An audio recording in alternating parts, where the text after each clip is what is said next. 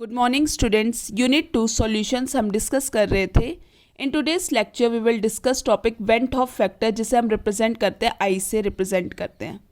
हमने स्टडी करी different colligative properties जैसे relative lowering of vapour pressure, osmotic pressure pi equals to C R T, elevation in boiling point delta T B equals to K B into M, depression in freezing point delta T F equals to K F into M.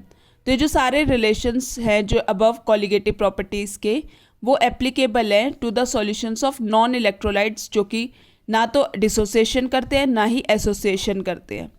अब हम study करेंगे aqueous solution of the electrolytes जैसे NaCl, KCl etcetera. कुछ solutions के बारे में हम discuss करेंगे जो डिसोसिएशन या फिर एसोसिएशन करते हैं। हमें पता है कि कॉलिगेटिव प्रॉपर्टी डायरेक्टली प्रोपोर्शनल होती है क्वांटिटी ऑफ सॉल्यूट के। कितना क्वांटिटी होता है सॉल्यूट का, उस पर डिपेंड करती है कॉलिगेटिव प्रॉपर्टी। तो हम डिसोसिएशन का केस देखते हैं। यहाँ पे हमने NaCl लिया, NaCl का 1 मोल लिया जो कि 100% डिसोसिएट हो जाता है into Na+ and Cl negative ions में। At time t equals to 0 हमने 1 मोल NaCl का लिया, तो अभी ये टूटा नहीं NaCl, तो ये फॉर्म न्यू है 0 और ये 0। At time t equals to t पे जब 100% डिसोसिएट है यानी NaCl पूरी तरीके से टूट चुका है, तो ये 0 हो जाएगा। और ये कितने बने, Na+1 बना और Cl नेगेटिव आयन भी 1 मोल बना। तो ऑब्जर्व कॉलिगेटिव प्रॉपर्टी हमारी कितनी हुई 2, और हमने डाली कितने थे 1 मोल NaCl के डालते, और ये पानी में टूट के हमको कितने मोल मिल गए, 2 मोल्स मिल गए of Na+ ions and Cl negative ions. तो आई यानी van't Hoff factor equals to observed colligative property upon calculated colligative property. Observed हमारी कितनी हुई 2 और कैलकुलेटेड हमारी कितनी है 1, तो आई इक्वल्स टू क्या हो गया 2 हो गया। वेंट ऑफ फैक्टर हमारा क्या आ गया यहाँ पे 2 हो गया। अब हम एसोसिएशन का केस देखते हैं। यहाँ पे सपोज हमने एसिटिक एसिड डिसॉल्व करा बेंजीन में, तो वो एग्जिस्ट करेगा as doubly associated molecules in benzene due to hydrogen bonding की वजह से ये डाइमर फॉर्म कर लेगा।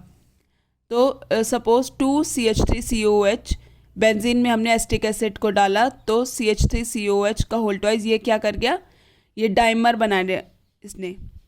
तो कैलकुलेटेड हमारी कितने कितने हमने लिए मोल्स, इसके 2 लिए, और हमारा ऑब्जर्व कॉलिगेटिव प्रॉपर्टी कितनी हुई 1 हुई। तो I equals to van't Hoff factor equals to observe colligative property upon calculated colligative property. Observed हमारी कितने, हमने डाले तो 2 मोल्स थे और हमें मिला कितना 1, तो 1/2 इक्वल्स टू 0.5। यानी अब हम यहाँ देखें इस तरह से, तो इन case of dissociation quantity of solute increase हो रही है, कॉलिगेटिव प्रॉपर्टी क्योंकि डायरेक्टली प्रोपोर्शनल होती है क्वांटिटी ऑफ सॉल्यूट के, तो इंक्रीज हो रही है। मोलर मास ऑफ सॉल्यूट क्या हो रहा है, डिक्रीज हो रहा है। इन case of association quantity of solute क्या हो रही है, डिक्रीज हो रही है, तो कॉलिगेटिव प्रॉपर्टी भी डिक्रीज होगी, और मोलर मास ऑफ सॉल्यूट क्या हो रहा है, इंक्रीज हो रहा है। कॉलिगेटिव प्रॉपर्टी इन्वर्सली प्रोपोर्शनल होती है मोलर मास ऑफ सॉल्यूट के। I equals to calculated molar mass upon observed molar mass. Next अब हम देखते हैं यहाँ पे relative lowering of vapour pressure I into XB delta T B equals to I into K B into M. हमने सबको इससे मल्टीप्लाई कर दिया वेंट ऑफ फैक्टर से, सारी colligative property. Delta T F equals to I into K F into M, pi equals to I into C R into T. Dissociation के case में हमने देखा I is greater than 1 and in case of association I is less than 1। अब हम suppose weak electrolyte का case लेते हैं, CH3COOH reversible CH3CO negative plus H positive. Suppose at time t0 में हमने 100 मॉलिक्यूल्स लिए एसिटिक एसिड के, अभी डिसोसिएशन नहीं हुआ तो ये कुछ नहीं बने 0 0। At time t equals to t में सपोज ये वीक इलेक्ट्रोलाइट है पूरी तरीके से नहीं टूटेगा, सपोज इसके 50 मॉलिक्यूल्स ही टूटे, तो 100 में से 50 मॉलिक्यूल्स ही गए, तो ये कितना बना 50, ये भी कितना बना H पॉजिटिव भी 50, क्योंकि एक जो है 1 CH3COH बना रहा है 1 CH3CO नेगेटिव और 1 ही H पॉजिटिव है। तो अगर 50 जो है मोल्स इसके टूटे CH3COH इतने डिसोसिएट हुए, तो ये कितने बनेंगे 50 CH3CO नेगेटिव आयंस, और H+ भी कितने बनेंगे 50।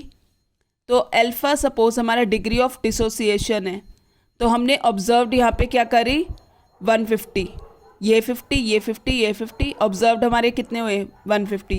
अल्फा का फॉर्मूला क्या होता है, number of moles dissociated upon total number of moles taken.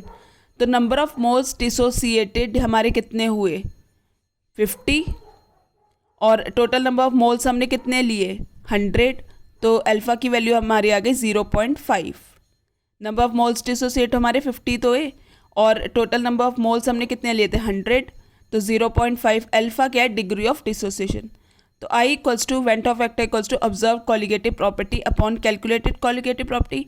Observed हमारी कितनी आ रही है 50 + 50 + 50 150, और कैलकुलेटेड हमारे कितने मोल्स लिए थे हमने 100 मॉलिक्यूल्स लिए थे, तो हमारे 1.5 यानी alpha i is greater than 1 in case of dissociation. I is greater than 1 आएगा, van't Hoff factor greater than 1 in case of dissociation. अब हम यहाँ इस तरह से देखते हैं in case of dissociation A n reversible n A.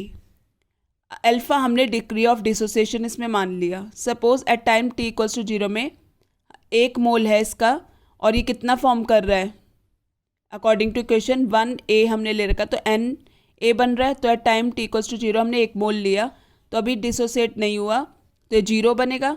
Suppose alpha जो है वो डिग्री ऑफ डिसोसिएशन है। अल्फ़ा क्या है is the degree of dissociation. Alpha is the degree of dissociation. तो at time t equals to T A, suppose alpha moles टूटे, तो ये कितने बने 1 - अल्फ़ा मोल्स जो है वो टूटे, तो ये कितना बना एन, यहाँ एन ए बन रहा है, तो एन अल्फ़ा बनेगा। तो आई इक्वल्स टू क्या है van't Hoff factor total number of moles of solute after dissociation upon total number of moles of solute before dissociation. तो total number of moles of solute after dissociation, dissociation के बाद 1 - alpha plus N alpha, इतने ही तो हुए, upon हमने कितने moles लिए थे और सोल्यूट बिफोर डिसोसिएशन अपॉन 1, तो I equals to 1 - alpha plus N alpha, तो I equals to 1 + alpha common ले लिया n-1, alpha n-1 equals to i-1। Alpha की वैल्यू हमारे रिलेशन आ गया आई और अल्फ़ा का, alpha equals to i-1 upon n-1 in case of dissociation. इस तरह से हम यहाँ पे वेंट ऑफ वेक्टर देख सकते हैं।